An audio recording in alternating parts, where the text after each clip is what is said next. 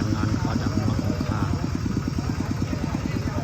เราโปรเซสก็คือตาย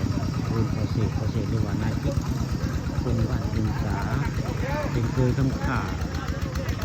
ผู้วายชนหรือว่าผู้ตุยมือและผู้ตุยมือนี่คือภาพบรรยากาศในงานขาวดำมาของข้าตำบลนาตาลนี่คือภาพบรรยากาศประชมมางานขาวด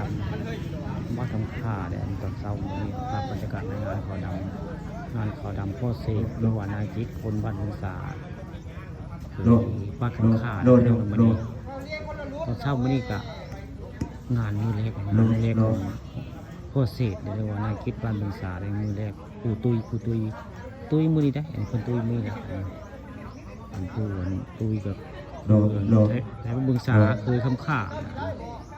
คือข่าปลาต้องคำผสมภาพบรรยากาศในงานก็ได้มาเบิ่งในชมตอนเช้าภาพบรรยากาศในบ้านเมืองกำลังมาตุ้มโฮมเลย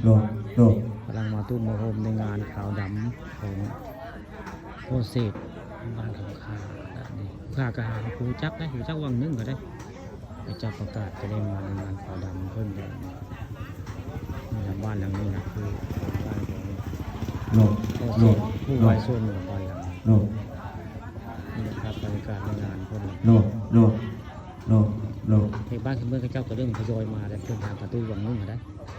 วันนึงก็ละพระเจ้าหาประกาศเป็นในบ้านหาประกาศว่าพอเสร็จแล้ววันอาทิตย์คนบนบนศึกษาได้หาการประตูก็บอกบ้านเมืองมาตุ้มโฮมนะมาตุ้มโฮมมาช่วยการช่วยงานไว้กันช่วยการงานประเพณีคนอีสานบ้านเฮาต้อง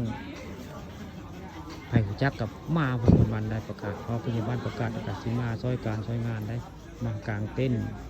มาให้ดูให้กินเนาะเตรียมพร้อมไปปราสาทเนี่ยแต่ยังบ่จักกำหนดการว่าจะไปปราสาทตอนใดได้ยังบ่จักว่าพระเจ้าสิเอาสังขารเป็นปราสาทยังบ่จักขาดว่าจะอยู่ในงานนะคนกำลังมาในชมคนหาประตู